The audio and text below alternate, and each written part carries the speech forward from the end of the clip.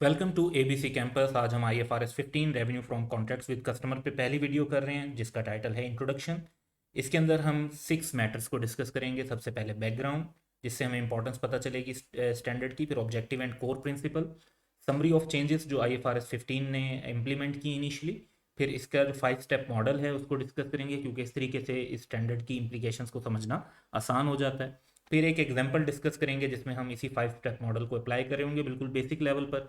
और फिर कुछ जो है बेसिक लेवल की जो डेफिनेशन हैं उनको भी डिस्कस करेंगे। एडवांस लेवल की डेफिनेशन जो रिलेटेड टॉपिक्स के साथ साथ कवर होती जाएंगी।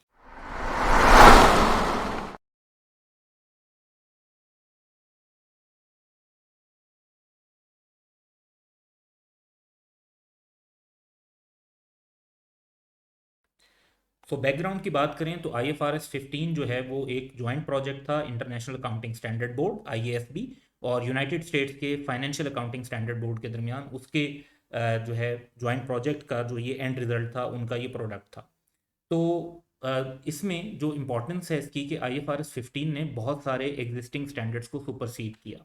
अगर हम लिस्ट देखें तो IS 11 कंस्ट्रक्शन कॉन्ट्रैक्ट्स इससे पहले होता था, वो खत्म हो गया। IS 18 रेवेन्यू की भी खत्म हो गया। IFRS 13 कस्टमर लॉयल्टी प्रोग्राम्स भी अब IFRS 15 में कवर होते हैं। जो कंस्ट्रक्शन ऑफ रियल स्टेट से रिलेटेड एग्रीमेंट्स हैं वो भी अब IFRS 15 में कवर होते हैं। ये पहले इफ्रिक 15 में थे। इफ्रिक 18 जो है उसमें transfer of asset from customers है, तो ये भी अब जो है IFRS 15 में कवर हो रहे हैं। और SIC 31 थी जिसमें बार्टर ट्रांजेक्शन्स, जिसमें एडवर्टीजमेंट सर्विसेज कवर होती थी, उनका रेवेन्यू कवर होता था, तो वो भी अब IFRS 15 कवर करता है। तो स्टैंडर्ड की इंपॉर्टेंस आप ये देखें कि ये बहुत सारी चीज़ें जो पहले स्टैंडर्ड्स में डिफरेंट जगह पे डिस्पर्स थी, उनको ये सबको एक साथ कवर करता है। इसी वजह से इसकी जो अप्रोच है वो ज़्यादा कंप्रीहेंसिव भी है, but at the same time थोड़ी सी इनिशियल अंडरस्टैंडिंग में कॉम्प्लिकेटेड भी है, क्योंकि जब आप इतनी सारी चीज़ों को एक ही पैरामीटर पे कवर करते हैं तो थोड़ी कॉम्प्लिकेशंस जो हैं उसमें इन्वॉल्व हो जाती हैं। ऑब्जेक्टिव की बात करें अगर स्टैंडर्ड की, तो ऑब्जेक्टिव ऑफ IFRS 15 है कि इस्टेब्लिश किए जाएं वो प्रिंसिपल्स जो एक एंटिटी अप्लाई करेगी to report useful information to users of financial statement about the nature, amount, timing and uncertainty of revenue and cash flows.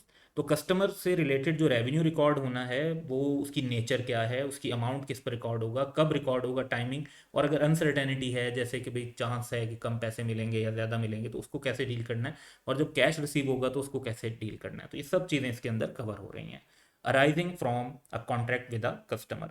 तो ये स्पेसिफिक ऑब्जेक्टिव ध्यान में रखेंगे। इस ऑब्जेक्टिव को मीट करने के लिए जो कोर प्रिंसिपल है इस स्टैंडर्ड के अंदर जो स्टैब्लिश किया गया वो ये है कि एक एंटिटी रेवेन्यू रिकग्नाइज करेगी to depict the transfer of promise goods और services to customers in an amount that reflects the consideration to which the entity expects to be entitled in exchange for these those goods और services. तो एक entity जो goods और services दे रही है उसका revenue वो इस तरीके से डिपिक्ट करेगी जो उसके से रिलेटेड जो कंसिडरेशन की इंटाइटलमेंट है उसको रिफ्लेक्ट कर रहा हो।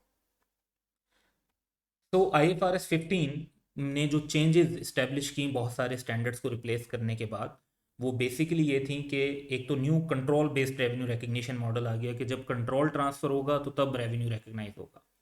फिर चेंज हो गई बेसिस के रेवेन्यू जब जो है रिकग्नाइज किस पॉइंट पर होगा, क्योंकि अब ये डिसाइड करना पड़ेगा कि क्या रेवेन्यू को पॉइंट इन टाइम पर रिकग्नाइज करना है या ओवर टाइम रिकग्नाइज करना है।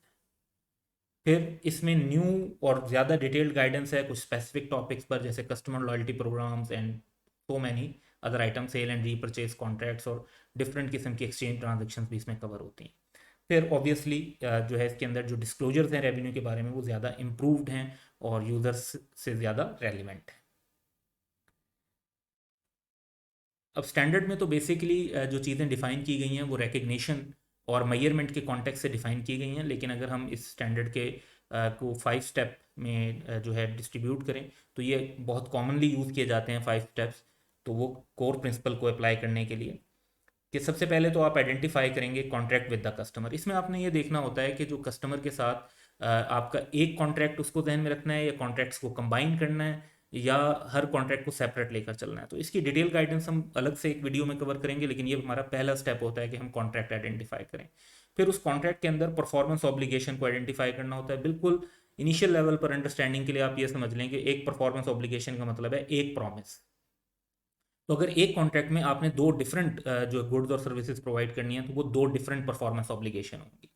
फिर ट्रांजैक्शन प्राइस जो हमें मिलेगी उसको डिटरमिन करना होता है। ये अक्सर तो बहुत स्ट्रेट फॉरवर्ड होता है कि एक फिक्स प्राइस हमने डिसाइड की हुई होती है कॉन्ट्रैक्ट में, बट समटाइम्स इसमें कुछ अनसर्टेनिटीज होती हैं तो प्रोबेबिलिटी वेटेड कैलकुलेशंस वगैरह भी करनी पड़ती हैं, और समटाइम्स कुछ डिस्काउंट्स वगैरह पैकेज में दिए जा रहे हो तो उसके हिसाब से भी हमें एडजस्टमेंट करनी पड़ती है। सो ट्रांजैक्शन प्राइस को एलोकेट करना, ट्रांजैक्शन प्राइस को हम एलोकेट किससे करते हैं? परफॉर्मेंस ऑब्लिगेशंस को। तो जो हमने एक कॉन्ट्रैक्ट में हम टोटल प्राइस लेट से 100 की ले रहे हैं और तीन डिफरेंट परफॉर्मेंस ऑब्लिगेशन परफॉर्म कर रहे हैं, तो 100 में से कितनी अमाउंट किस परफॉर्मेंस ऑब्लिगेशन से रिलेट करती है, ये एलोकेशन स्टेप 4 में की जाएगी। और स्टेप 5 में कॉन्सेप्ट ये है कि रेवेन्यू रिकग्नाइज किया जाएगा on satisfaction of performance obligation. जो परफॉर्मेंस ऑब्लिगेशन सेटिस्फाई होगी उसको का रेवेन्यू हम रिकग्नाइज करते रहेंगे। कुछ परफॉर्मेंस ऑब्लिगेशन सेटिस्फाई होती हैं पॉइंट इन टाइम पर, तो यानी उनका तो एक स्पेसिफिक पॉइंट होगा जी उस टाइम पर आपने रेवेन्यू रिकग्नाइज कर लेना है, और बाकी का ओवर टाइम होगा कि भाई over 4 years, over 5 years, may be over जो है 16 मंथ्स, जो भी उसका टाइम है उस हिसाब से रिकग्नाइज करेंगे। तो इन पांचों स्टेप्स को हम एक एग्जाम्पल के साथ भी अब जो है डिस्कस करते हैं। तो एग्जाम्पल हमारे पास है, On 23rd May 2021, Multan Limited receives an order from a customer for a specialized machinery as well as training to 6 employees of the customer। तो अब इसमें हमें ये नज़र आ रहा है कि एक ऑर्डर रिसीव हुआ है और हम उसको परफॉर्म करेंगे। तो उसमें हमें दो चीज़ें नज़र आ रही हैं, एक तो हमें मशीनरी डिलीवर करनी है और फिर हमें ट्रेनिंग सर्विसेज प्रोवाइड करनी है 6 employees ऑफ द कस्टमर को। तो ML delivers the machinery and transfers its control to the customer on 1st June 2021। तो हम 8 days later मशीनरी जो है वो डिलीवर कर दी गई है, उसका कंट्रोल भी ट्रांसफर कर दिया गया कस्टमर को।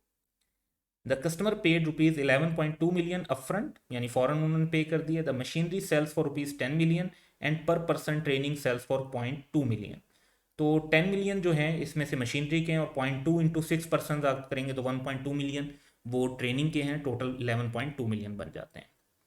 By the year end 30th June 2021, ML has provided training to 4 employees of the customer। 6 को आपने सर्विसेज प्रोवाइड करनी थी, 4 को प्रोवाइड की हैं अभी तक। तो उसको ये जो सर्विसेज हैं ये फिर ओवर टाइम जाहिर बात है प्रोवाइड की जा रही हैं। तो ट्रेनिंग 4 की कंप्लीट हो चुकी है और 2 की अभी नहीं हुई। रिक्वायरमेंट ये है कि हमने 5 स्टेप मॉडल अप्लाई करना है अंडर IFRS 15। तो आंसर में हम स्टेप वाइज चलेंगे। पहला स्टेप हमारा ये है कि हमने कॉन्ट्रैक्ट आइडेंटिफाई करना है और clearly there is a contract between ML and its customer जिसमें मशीनरी और ट्रेनिंग सर्विसेज प्रोवाइड करनी है। स्टेप 2 में हम परफॉर्मेंस ऑब्लिगेशंस को आइडेंटिफाई करते हैं कॉन्ट्रैक्ट में। तो यहाँ पर हमारे पास दो परफॉर्मेंस ऑब्लिगेशन है, एक मशीनरी और एक ट्रेनिंग सर्विसेज। स्टेप 3 में हमने ट्रांजैक्शन प्राइस डिटरमिन करनी है। इस क्वेश्चन में बड़ी स्ट्रेट फॉरवर्ड हमें ट्रांजैक्शन प्राइस गिवन है कि वो 11.2 मिलियन है। स्टेप 4 में हमने ट्रांजैक्शन प्राइस को एलोकेट करना होता है। तो 10 मिलियन मशीनरी से रिलेटेड है और 1.2 मिलियन जो हैं वो ट्रेनिंग सर्विसेज से रिलेटेड है। तो ये एलोकेशन भी इस क्वेश्चन के अंदर स्ट्रेट फॉरवर्ड हमारे पास अवेलेबल है। फिर हमने जो रेवेन्यू रिकग्नाइज करना है जब जब परफॉर्मेंस ऑब्लिगेशन सेटिस्फाई होगी, तो इसमें मशीनरी हमने डिलीवर की है 1 जून 2021 को। इस दिन उसका कंट्रोल ट्रांसफर हुआ है। तो मशीनरी एक ऐसा आइटम है जिसका कंट्रोल पॉइंट इन टाइम पर ट्रांसफर हो रहा है, तो इसका रेवेन्यू 10 मिलियन का 1 जून 2021 को रिकग्नाइज कर दिया जाएगा। जब ट्रेनिंग सर्विसेज की बात आती है तो ट्रेनिंग सर्विसेज ऐसी चीज़ नहीं है जो हम एक स्पेसिफिक टाइम पर ट्रेनिंग दे रहे हो। ट्रेनिंग टेक्स टाइम, तो it is a service that is performed over time. So over time में भी देखें तो ईयर एंड तक हमने 4 एम्प्लॉयज़ को सर्विसेज प्रोवाइड की है। तो 4/6 आप कह सकते हैं कि ये कंप्लीट है।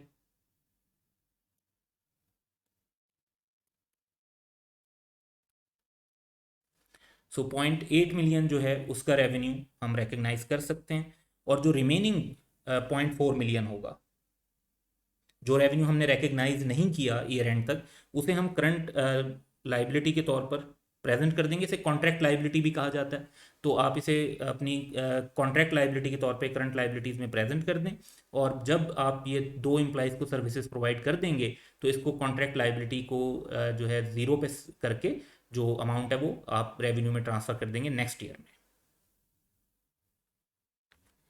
सो कुछ डेफिनेशंस की बात करते हैं। रेवेन्यू को IFRS 15 में डिफाइन किया गया, income arising in the course of an entity's ordinary activities. So ये वंस अगेन जो डिस्टिंग्विशिंग पॉइंट है रेवेन्यू में और अदर इनकम में, वो यहाँ पर इंपॉर्टेंट हो जाता है कि कोई भी, ठीक है, आपकी जो इनकम है that is your income, but income की दो कैटेगरीज होती हैं, एक रेवेन्यू और एक अदर इनकम। तो रेवेन्यू जो है वो हमारा रेवेन्यू और कॉस्ट ऑफ सेल्स और कॉस्ट ऑफ सर्विसेज के साथ जो है शो करके हम ग्रॉस प्रॉफिट फाइंड आउट करते हैं, जबकि अदर इनकम जो है वो आफ्टर ग्रॉस प्रॉफिट प्रेजेंट की जा रही होती है। तो ये इंपॉर्टेंट होता है कि हम अपनी इनकम को भी दो कैटेगरीज में जो है क्लासीफाई कर दें, एक को रेवेन्यू और एक को अदर इनकम कहते हैं। इनकम की इटसेल्फ जो डेफिनेशन है वो सिमिलर है जो फ्रेमवर्क में मेंशन की गई है कि increase in economic benefit during the accounting period in the form of inflows and enhancement of asset और decrease of liabilities that result in an increase in equity other than those relating to contribution from equity participants. तो contribution from equity participants का मतलब है कि share issue से जो पैसे आते हैं, उसके अलावा अगर किसी वजह से आपकी इक्विटी बढ़ रही है और साथ आपका एसेट भी बढ़ रहा है या आपकी लाइबिलिटी कम हो रही है, तो दैट मीन्स कि आपकी इनकम है। और अगर वो इनकम ऑर्डनरी एक्टिविटीज से राइज होगी तो फिर वो रेवेन्यू है। कस्टमर को भी डिफाइन किया गया है IFRS 15 में, a party that has contracted with an entity to obtain goods और services that are an output of the entity's ordinary activities in exchange for consideration. तो अगर आप अपनी कुछ गुड्स और सर्विसेज किसी को चैरिटी में दे रहे हैं तो वो उस पर आपका IFRS 15 अप्लाई नहीं होगा, उसकी अकाउंटिंग डिफरेंट वे में की जाएगी। जो कस्टमर के साथ डीलिंग है, कस्टमर हमेशा आपको कंसिडरेशन भी प्रोवाइड कर रहा होगा, चाहे वो कंसिडरेशन कैश कंसिडरेशन हो या नॉन कैश कंसिडरेशन हो या हाइब्रिड कंसिडरेशन हो कि कुछ कैश दे रहा है और कुछ और चीज़ें दे रहा है। सो ये कुछ बेसिक कॉन्सेप्ट थे हमारे। इस कॉन्सेप्ट के बाद जो नेक्स्ट वीडियोस होंगी उसमें पहले हम 5 वीडियो स्टेप वाइज हर स्टेप के ऊपर जो है इशू करेंगे, step 1, step 2, step 3, step 4, step 5। फिर उसके बाद contract cost, presentation and contract modification के ऊपर भी हम वीडियोस जो हैं आप लोगों के साथ शेयर करेंगे। Welcome to ABC campus. आज हम IFRS 15 revenue from contracts with customer में स्टेप 1 कवर करेंगे, आइडेंटिफाइंग द कॉन्ट्रैक्ट। इसमें हम 3 एरियाज को बेसिकली डिस्कस करेंगे, कुछ डेफिनेशन और क्राइटेरिया, कॉन्ट्रैक्ट को स्कोप को देखते हुए। फिर अगर कंसिडरेशन रिसीव्ड इन एडवांस हो तो उसको कब रेवेन्यू बना सकते हैं और कब लाइबिलिटी के तौर पर रिकॉर्ड करना चाहिए। और फिर कम्बिनेशन ऑफ कॉन्ट्रैक्ट्स के कब हमें कॉन्ट्रैक्ट्स को कंबाइन करके कंसीडर करना चाहिए और कब उनको सेपरेट रखना चाहिए। तो इन 3 एरियाज पर हम 1 बाय 1 बात करेंगे।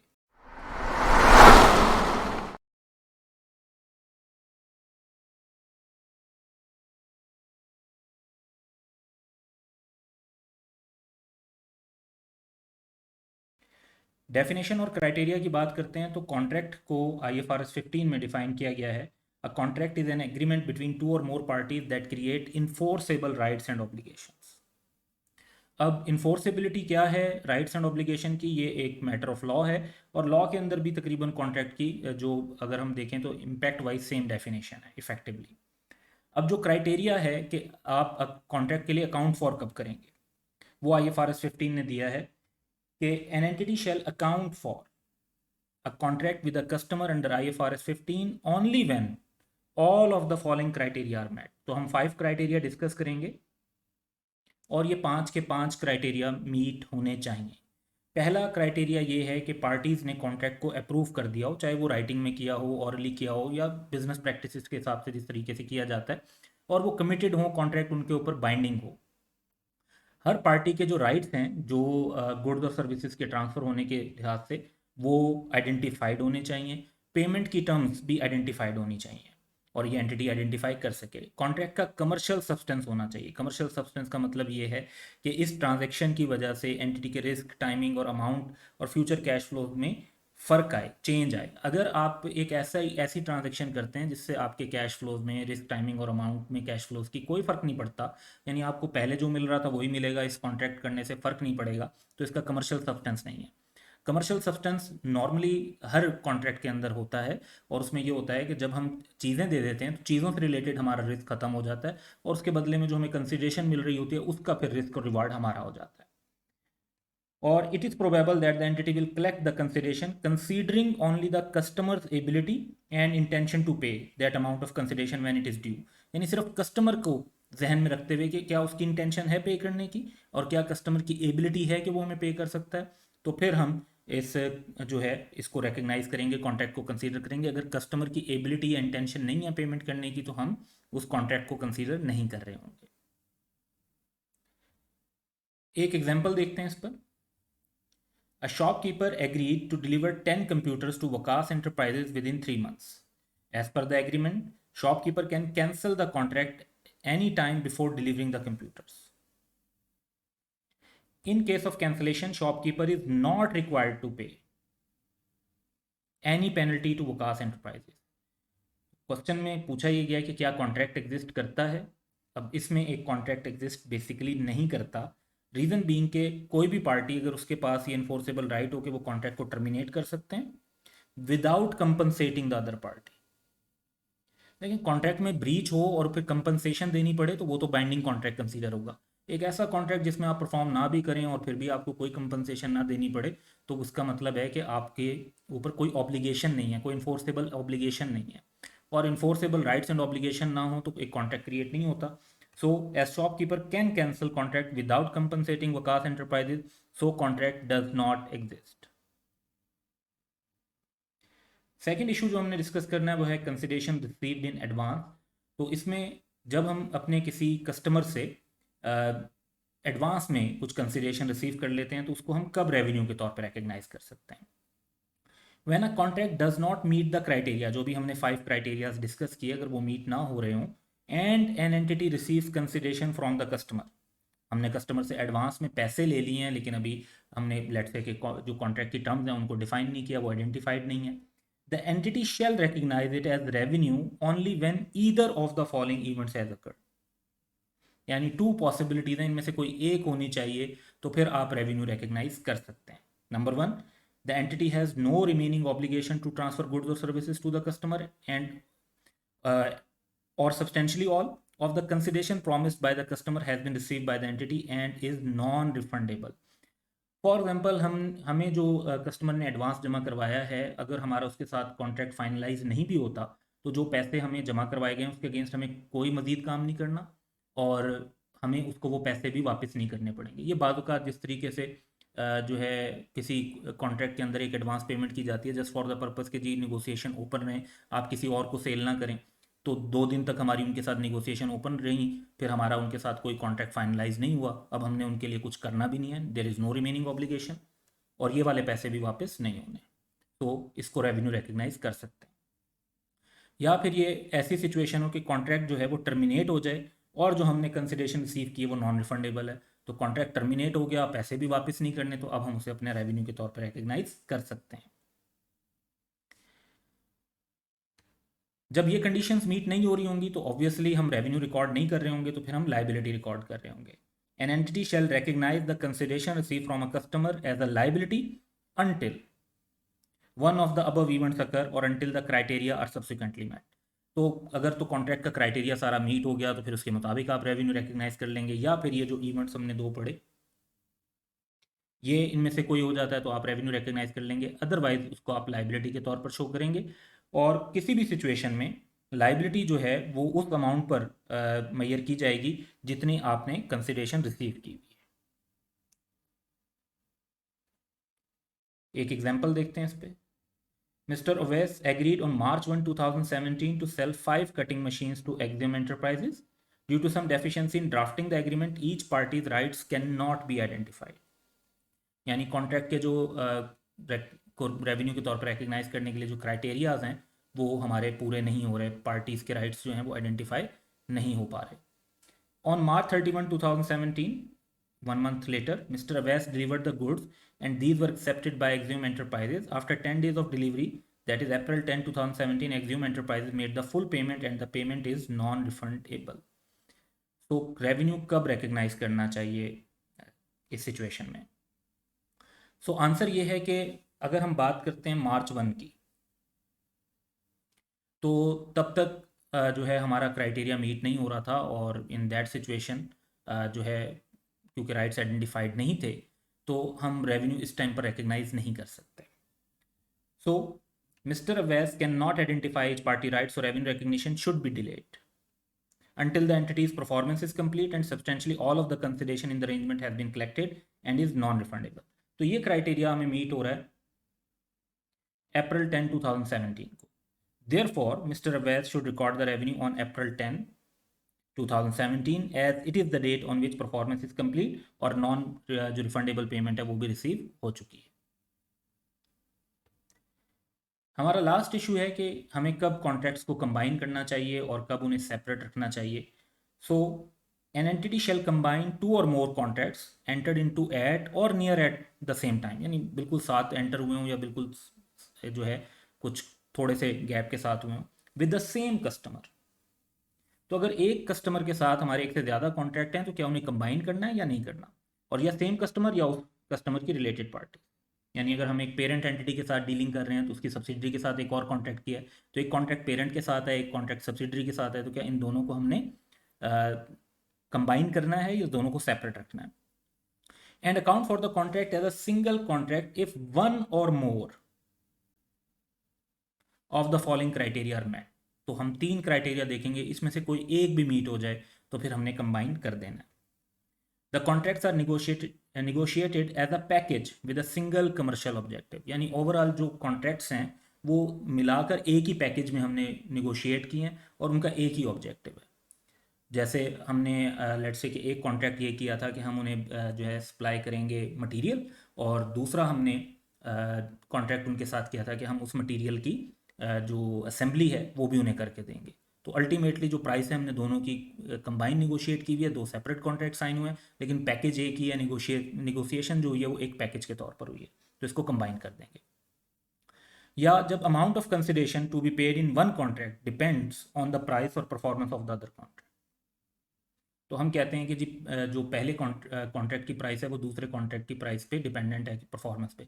फॉर एग्जांपल हमने एक मशीनरी सप्लाई की है तो उसकी इंस्टॉलेशन किस तरह की होती है उस पर हमारी प्राइस डिपेंड कर रही होगी मशीन की जो हम रिसीव करेंगे। तो इन दैट सिचुएशन भी हमें दोनों को कंबाइन एक कॉन्ट्रैक्ट कंसीडर करना चाहिए। या फिर गुड्स और services promise in the contract, या जो उसमें से कुछ गुड्स हैं, are a single performance obligation in accordance with IFRS 15, यानी हम कहते हैं कि जो हम एक से दो वो काम कर रहे हैं वो एक दूसरे से डिस्टिंक्ट नहीं है, वो असल में दोनों काम मिलाकर एक ही काम है। तो इन दैट सिचुएशन भी हम जो है उसको कंबाइन करेंगे कॉन्ट्रैक्ट को और सेपरेट नहीं रखेंगे। ऑब्वियसली जब इन तीनों में से कोई भी सिचुएशन अप्लाई ना हो रही हो तो फिर आप कॉन्ट्रैक्ट्स को सेपरेटली अकाउंट फॉर करेंगे। इस पर एक एग्जाम्पल अब देख लेते हैं। Adi Limited enters into 2 separate agreements with customer X. Same customer, 2 contracts. Agreement 1, deliver 10,000 bricks for rupees 100,000. Agreement 2, build a boundary wall for rupees 20,000. Required ये है कि क्या इन एग्रीमेंट्स को हमें कंबाइन करना चाहिए। तो बेसिकली अगर आप देखें तो ब्रिक्स से ही बाउंड्री वॉल बनाई जाती है, तो सिंगल कमर्शियल ऑब्जेक्टिव हमें इसमें नजर आ रहा है। 2 agreements should be combined and considered as a one because contracts are negotiated with a single commercial objective of building a wall.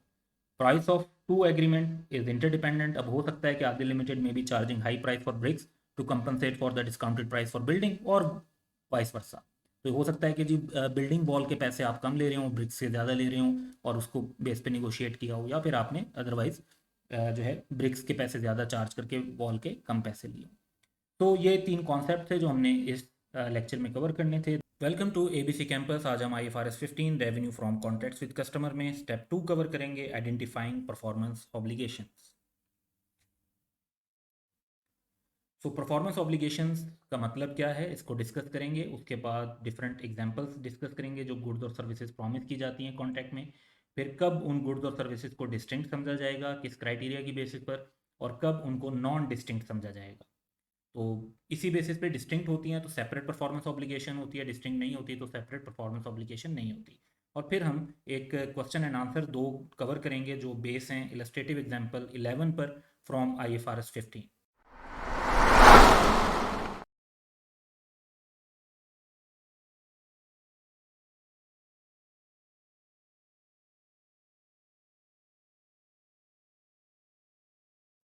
Performance obligations की बात करते हैं तो सबसे पहले रिक्वायरमेंट है कि at contract inception an entity shall identify as a performance obligation each promise to transfer to the customer either a goods और service or a bundle of goods और सर्विसेज दैट इज डिस्टिंक्ट। तो अगर आप एक contract में एक से ज़्यादा टाइप की गुड्स और सर्विसेज दे रहे हैं या उनका बंडल दे रहे हैं, पैकेज दे रहे हैं, तो उनमें से जो डिस्टिंक्ट हैं उसको सेपरेट आप आइडेंटिफाई करेंगे। या फिर a series of distinct goods और services that are substantially the same and that have the same pattern of transfer to the customer. अब सीरीज ऑफ डिस्टिंक्ट गुड्स और सर्विसेज की एग्जांपल ये है, जैसे हमने मंथली मेंटेनेंस सर्विस प्रोवाइड करनी है क्लाइंट को, तो हम कहते हैं कि जी वो एक जैसी सर्विस है जो हर महीने हम प्रोवाइड कर रहे होंगे। या पेरोल सर्विस प्रोवाइड करनी है, तो हर मंथ के एंड पर हम सेम पेरोल सर्विस उनको प्रोवाइड कर रहे होते हैं। तो गुड्स और सर्विसेज डिस्टिंक्ट हैं, लेकिन उनकी एक सीरीज है, तो उसको एक कंसीडर करेंगे। उसके अलावा अगर हम कोई और चीज़ गुड्स के तौर पर दे रहे हैं या सर्विस के तौर पर, वो एक सेपरेट परफॉर्मेंस ऑब्लिगेशन हो जाएगी। तो जो प्रॉमिस गुड्स और सर्विसेज हमारी होती हैं, उनकी कुछ एग्जांपल्स भी डिस्कस करते हैं। सो कॉन्ट्रैक्ट पर डिपेंड करता है कि प्रॉमिस गुड्स और सर्विसेज क्या हो सकती हैं, लेकिन और ये कोई फाइनल लिस्ट नहीं है, लेकिन हम यहाँ पर 10 आइटम्स डिस्कस करेंगे जो ज़्यादा कॉमनली जो है बिजनेसेस में देखे जाते हैं। Sale of goods by manufacturer, यानी जो गुड्स वो प्रोड्यूस करते हैं उसकी सेल करना। या एक रिटेलर जो गुड्स परचेज करता है उसको रीसेल कर देना आगे कस्टमर्स को। या अपने राइट्स को रीसेल करना, जैसे आप एक पूरे कंसर्ट के टिकट्स ले लेते हैं और आगे फिर इंडिविजुअल लोगों को वो टिकट्स जो है हायर प्राइस पर, रिटेल प्राइस पर सेल करते हैं, आपने डिस्काउंटेड प्राइस पर लिए होते हैं। या performing a contractually agreed upon task और टास्क फॉर अ कस्टमर, जैसे ऑडिट सर्विसेज प्रोवाइड की जाती हैं। या जैसे आप अपने जो क्लाइंट को सॉफ्टवेयर रिव्यू करके देते हैं। Providing service of standing ready to provide goods और सर्विसेज, यानी आप इस बात के पैसे ले रहे होते हैं कि अगर आपके क्लाइंट को ज़रूरत पड़ी तो आप उनको सर्विस प्रोवाइड करेंगे। जैसे रिटेनरशिप फी होती है कि हम कहते हैं कि जी जब भी आपको कोई टैक्स का इशू आएगा तो हम आपको सर्विसेज प्रोवाइड करेंगे, पर मंथ हम इसके जो है लेट्स से 50,000 चार्ज कर रहे होंगे, और जब आपको ज़रूरत पड़ेगी तो सर्विसेज देंगे, उनके पैसे अलग से होंगे। जस्ट 50,000 पर मंथ इस बात के हैं कि हम आपको सर्विस प्रोवाइड करेंगे, आपको सर्विस प्रोवाइड करने से इनकार नहीं करेंगे। इसी तरीके से हम कहते हैं कि जी जब भी एक क्लाइंट को सॉफ्टवेयर अपडेट की ज़रूरत पड़ेगी तो हम उसे वो प्रोवाइड करेंगे, लेकिन जो सॉफ्टवेयर अपडेट पे कॉस्ट आएगी उसका बिलिंग अलग से होगी।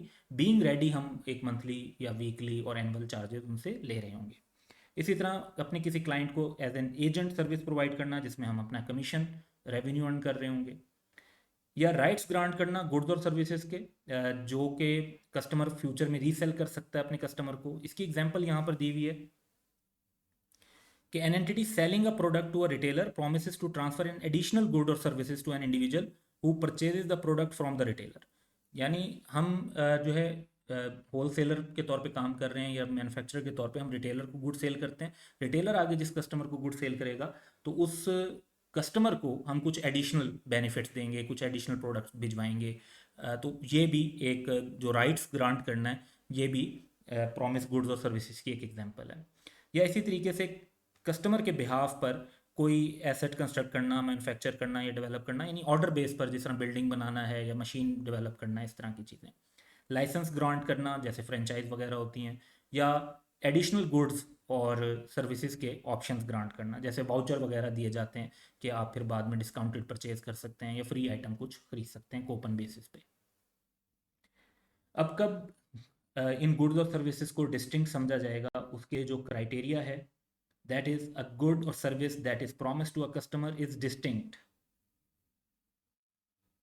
if both of the following criteria are met। Number 1, customer उस गुड और सर्विस से बेनिफिट ले सके ईदर ऑन इट्स ओन और टुगेदर विद अदर रिसोर्सेज जो ऑलरेडी कस्टमर के पास है।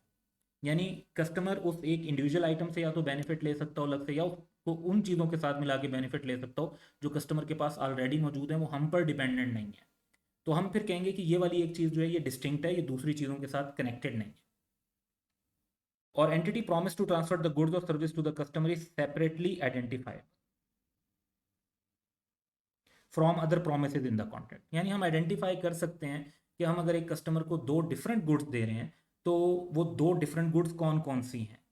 ये ना हो कि हम जो काम कर रहे हैं, फॉर एग्जांपल बाजुकाती होता है कि हमने एक कस्टमर को सॉफ्टवेयर बनाकर देना है, तो सॉफ्टवेयर बनाकर देने के लिए जो हमारी एडमिनिस्ट्रेटिव टास्क हैं वो हम परफॉर्म कर रहे हो, तो वो तो रूटीन में भी हो रहे होंगे, वो आप अलग से आइडेंटिफाई नहीं कर सकते। लेकिन अगर एक कस्टमर को हम सॉफ्टवेयर अलग से दे रहे हैं और उसके एम्प्लॉइज़ को ट्रेनिंग सर्विसेज सेपरेट प्रोवाइड कर रहे हैं, तो ये बड़ा क्लियर है कि सॉफ्टवेयर एक अलग आइटम है और जो ट्रेनिंग सर्विसेज हैं वो एक अलग टाइप की सर्विस है। तो इन दोनों को हम डिस्टिंक्ट कंसीडर कर सकते हैं। तो दोनों क्राइटेरिया मीट होने चाहिए। खासतौर पे पहले क्राइटेरिया की अगर हम बात करें, तो when the customer can benefit from a good और सर्विस, कब हम ये समझते हैं? A customer can benefit from a good और सर्विस इफ द गुड और service could be used, consumed, sold for an amount that is greater than scrap value or otherwise held in a way that generates economic benefits। यानी customer उस good को use करके, consume करके, cell करके economic benefit generate कर सकता हो जो उसकी स्क्रैप वैल्यू से ज़्यादा हो, क्योंकि स्क्रैप वैल्यू वाला बेनिफिट तो कोई भी किसी भी टाइम पर जनरेट कर सकता है। The fact that entity regularly sells the good और service separately would indicate that the customer can benefit from the good or service on its own or with other readily available resources। तो अगर आप एक goods routine में separately cell कर रहे होते हैं, इसका मतलब है आपके कस्टमर उनसे सेपरेटली बेनिफिट भी एक्वायर कर सकते हैं, तो उनको डिस्टिंक्ट समझा जाएगा। कब गुड्स और सर्विसेज को हम डिस्टिंक्ट कंसीडर नहीं करेंगे? इसमें जो फैक्टर्स हैं, तो दैट इंडिकेट के टू और मोर प्रोमिसेस जो हैं उनको सेपरेटली आइडेंटिफाइबल नहीं समझा जाएगा। लेकिन ये फाइनल लिस्ट नहीं है, ये जस्ट फैक्टर्स हैं जो हम कुछ जहन में रख सकते हैं। For example, entity significant service of integrated the goods और सर्विस प्रोवाइड करती है। यानी जो हम सॉफ्टवेयर प्रोवाइड कर रहे हैं उस सॉफ्टवेयर की जो अपडेट्स हैं वो भी सिर्फ हम ही प्रोवाइड कर सकते हैं। तो जो सॉफ्टवेयर और अपडेट्स हैं वो इतनी इंटीग्रेटेड हैं कि उनको आप सेपरेट कंसीडर नहीं कर सकते, तो इनको फिर आप एक ही कंसीडर करेंगे, क्योंकि अल्टीमेट जो आउटपुट है वो उनका कंबाइंड आउटपुट एक ही है जो कि डिस्टिंक्ट नहीं है। या फिर हम जो गुड्स को सिग्निफिकेंटली मॉडिफाई या कस्टमाइज करके दे रहे हैं कस्टमर को दूसरी गुड्स और सर्विसेज के साथ, कि वो फिर उस पैकेज में से सेपरेट नहीं हो सकती हैं, उसके साथ वो इतनी कनेक्टेड हैं, इतनी ज़्यादा कस्टमर की रिक्वायरमेंट के मुताबिक कस्टमाइज हैं कि वो सेपरेट नहीं की जा सकती।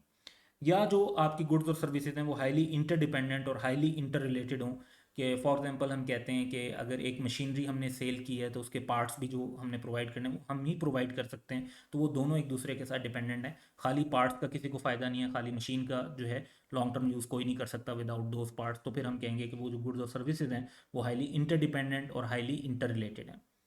अब जब गुड्स और सर्विसेज डिस्टिंक्ट ना हों तो हमें क्या करना चाहिए? फिर हमें उन गुड्स और सर्विसेज को कंबाइन करना चाहिए विद अदर प्रॉमिस गुड्स और services until it identify the bundle of goods और सर्विस दैट इज डिस्टिंक्ट। तो जिस लेवल तक वो डिस्टिंक्ट ना हो जाए तब तक आप उनको कंबाइन करेंगे। जैसे हम कहते हैं हमने 5 डिफरेंट गुड्स दी हैं जिनमें से 3 ऐसी हैं जो डिस्टिंक्ट नहीं है, एक दूसरे के साथ बहुत इंटर रिलेटेड है, तो उन 3 को हम कंबाइन कर देंगे। और अगर हम बाजुकात ऐसा भी हो सकता है कि पूरे कॉन्ट्रैक्ट में सिर्फ एक सिंगल परफॉर्मेंस ऑब्लिगेशन, यानी जो टोटल कॉन्ट्रैक्ट है उसके अंदर एक ही परफॉर्मेंस ऑब्लिगेशन है, एक से ज़्यादा परफॉर्मेंस ऑब्लिगेशन नहीं है। तो कई स्ट्रेट फॉरवर्ड जो कॉन्ट्रैक्ट्स होते हैं उनके अंदर तो सिंगल परफॉर्मेंस ऑब्लिगेशन ही होती है और उस बेस पर स्ट्रेट फॉरवर्ड हम उसकी अकाउंटिंग कर सकते हैं। तो क्वेश्चन एंड आंसर डिस्कस करते हैं। क्वेश्चन 1 है हमारे पास, an entity a software developer enters into contract with a customer to transfer a software license, perform an installation service and provide unspecified software updates, यानी जब जब जरूरत होगी, and technical support online and telephone for a 2-year period। Entity sells the license, installation service and technical support separately। The installation service includes changing the web screen for each type of user, for example marketing, inventory management and IT। Installation service is routinely performed by other entities and does not significantly modify the software। यानी हम भी करते हैं और दूसरे भी perform करके दे सकते हैं। Software remains functional without the updates and the technical support. तो जो सॉफ्टवेयर की अपडेट्स और टेक्निकल सपोर्ट है उसके बगैर भी सॉफ्टवेयर ऑपरेशनल रह सकता है, उसको प्रॉब्लम नहीं आएगा, वो फंक्शनल रहेगा। तो इसमें हम जब परफॉर्मेंस ऑब्लिगेशन आइडेंटिफाई करते हैं तो 4 परफॉर्मेंस ऑब्लिगेशन हमारी आइडेंटिफाई, सॉफ्टवेयर का license, installation service, software update और टेक्निकल सपोर्ट। क्योंकि इंस्टॉलेशन भी जो है वो दूसरे लोग भी परफॉर्म कर सकते हैं, तो कस्टमर किसी और से भी इंस्टॉलेशन करवा सकता है। सॉफ्टवेयर अपडेट और टेक्निकल सपोर्ट के बगैर भी लाइसेंस सॉफ्टवेयर लाइसेंस चल सकता है। तो इट मीन्स कि कोई भी चीज़ एक दूसरे पर हाईली डिपेंडेंट नहीं है और चारों को हम एक सेपरेट परफॉर्मेंस ऑब्लिगेशन के तौर पर कंसीडर कर सकते हैं। एक और क्वेश्चन देखते हैं, question 2। The promise goods and services are the same as in question 1, जो भी हमने कवर किया, except that the contract specifies that as part of installation service the software is to be substantially customized to add significant new functionality to enable the software to interface with other customized software applications used by the customer। तो अब जो हमारी installation है उसके अंदर इतनी ज़्यादा customization है कि वो सॉफ्टवेयर के साथ बहुत हाईली कनेक्टेड है, इन्वॉल्व है। Customized installation service can be provided by other entities, लेकिन अब हम जो प्रोवाइड कर रहे हैं उसमें हम जो कस्टमाइजेशन करके दे रहे हैं वो हमारे सॉफ्टवेयर के साथ ही कनेक्टेड है। For us these two things are now interconnected. So performance obligations को अगर हम आइडेंटिफाई करेंगे तो सॉफ्टवेयर लाइसेंस और जो कस्टमाइज इंस्टॉलेशन सर्विसेज हैं अब वो डिस्टिंक्ट नहीं है, क्योंकि वो एक दूसरे के साथ इतनी ज़्यादा उनकी इंटीग्रेशन है कि उन दोनों को हम सेपरेट कंसीडर नहीं कर सकते। तो बेस्ड ऑन दैट हमारे पास जो परफॉर्मेंस ऑब्लिगेशन बनेंगी वो अब 3 बनेंगी एज कम्पेयर टू 4। तो कस्टमाइज इंस्टॉलेशन सर्विस जिसमें सॉफ्टवेयर शामिल है वो एक हो जाएगी और बाकी सॉफ्टवेयर अपडेट और टेक्निकल सपोर्ट जैसे पहले सेपरेट थी उसी तरह सेपरेट होगी। तो यहाँ पर इन 2 क्वेश्चन से हमने ये अंडरस्टैंड किया कि हमने परफॉर्मेंस ऑब्लिगेशंस को कैसे सेपरेट करना है और कब उनको कंबाइंड एक सिंगल ऑब्लिगेशन के तौर पे कंसीडर करना होगा। Welcome to ABC campus. आज हम IFRS 15 revenue from contracts with customers में एक पास्ट एग्जाम का क्वेश्चन कर रहे हैं स्प्रिंग 2017 के अटेम्प्ट से, जिसका टाइटल है ECL and E solutions limited. तो क्वेश्चन का पहला पार्ट जो है वो थ्योरेटिकल अंडरस्टैंडिंग मांगी हुई है कि define the term performance obligation and state the criteria which should be met if goods और services promise to a customer are to be considered as distinct.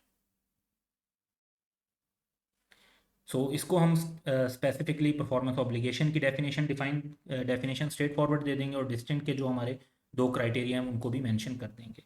Part B है जिसमें एक सिनेरियो दिया हुआ है और पार्ट 2 में बी के 2 में भी एक सिनेरियो दिया हुआ है।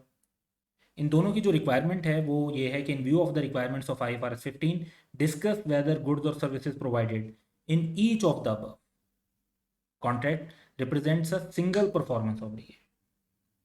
तो हमने ये बताना है कि ये सिंगल परफॉर्मेंस ऑब्लिगेशन है या नहीं, और इस बात का फैसला भी डिस्टिंक्ट होने के क्राइटेरिया पर होगा, क्योंकि अगर गुड्स और सर्विसेज जो प्रोवाइड की जा रही हैं वो डिस्टिंक्ट होंगी तो वो फिर सिंगल परफॉर्मेंस ऑब्लिगेशन नहीं होगी। But if they are not distinct तो फिर उनको सिंगल परफॉर्मेंस ऑब्लिगेशन कंसीडर किया जाएगा। तो हम इस क्वेश्चन को हर पार्ट को सेपरेटली 1 बाय 1 अब डिस्कस करेंगे।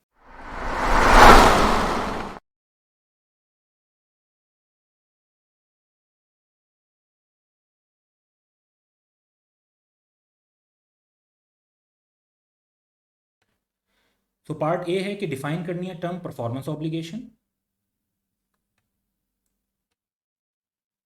Performance obligation is a promise in a contract with a customer to transfer to the customer either, अब 2 में से एक चीज, कि गुड्स और सर्विसेज जो कि डिस्टिंक्ट हो, या सीरीज ऑफ डिस्टिंक्ट गुड्स और services that is substantially the same और उनका सेम पैटर्न है ट्रांसफर टू द कस्टमर। तो ये हमारी परफॉर्मेंस ऑब्लिगेशन की टर्म हो गई। लेकिन इसमें एक और है कि state the criteria which should be met if goods और services promise to a customer are to be considered as distinct. तो गुड्स और सर्विसेज कब डिस्टिंक्ट कंसीडर होंगी? अगर 2 क्राइटेरिया और दोनों ही मीट होने चाहिए।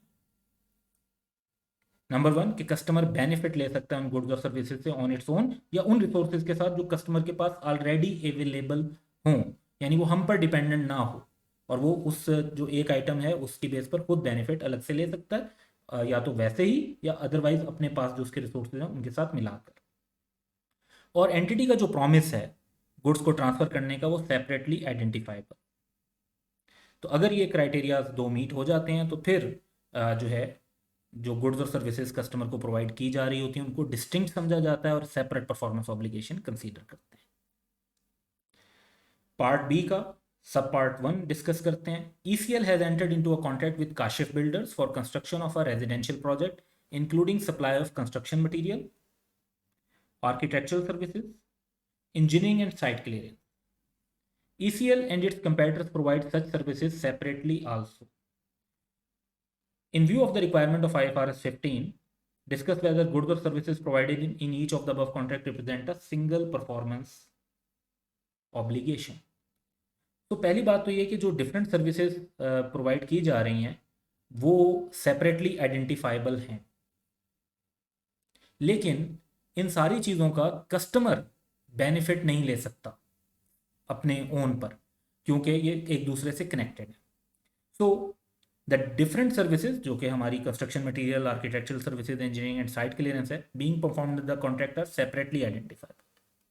तो ये क्राइटेरिया तो ये शो कर रहा है कि गुड्स डिस्टिंक्ट है, but the customer can not benefit from services separately. तो ये दोनों क्राइटेरिया मीट होने चाहिए, एक क्राइटेरिया मीट होगा तो डिस्टिंक्ट नहीं समझा जाएगा, तो दूसरा जो क्राइटेरिया है वो मीट नहीं हो रहा, और बेस्ड ऑन दिस क्योंकि जो गुड्स हैं सर्विसेज हैं उनको डिस्टिंक्ट नहीं समझा जाएगा, तो फिर इनको सेपरेट परफॉर्मेंस ऑब्लिगेशन कंसीडर नहीं करेंगे और इनको सिंगल परफॉर्मेंस ऑब्लिगेशन कंसीडर करना होगा। पार्ट बी के सेकंड सब पार्ट की तरफ चलते हैं। E solutions limited, a software developer, entered into a 2-year contract with a customer to provide software license including future software updates and post implementation support services. तो